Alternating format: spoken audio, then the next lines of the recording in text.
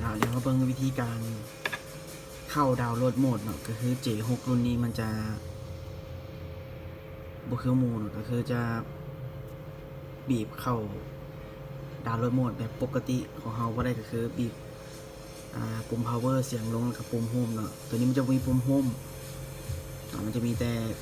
ปุ่มปิดเปิดเสียงขึ้นเสียงลงเห็นบ่แล้วก็ปุ่ม home แบบสแกนนิ้วมือจะอยู่ข้างหลังพี่เนาะมันจะบ่สามารถบีบได้เนาะมันจะแข็งเลยตัวนี้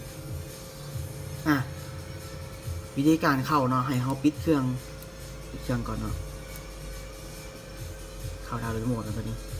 ให้เฮาบีบปุ่มเสียงขึ้นกับเสียงลงพร้อมกันบีบค้างไว้สองอันนี้แล้วบ่ต้อง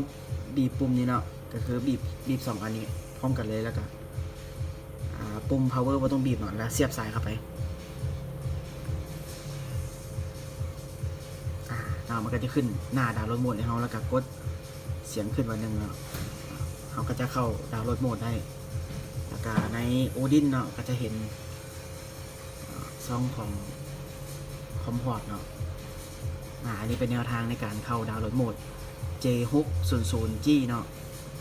J600G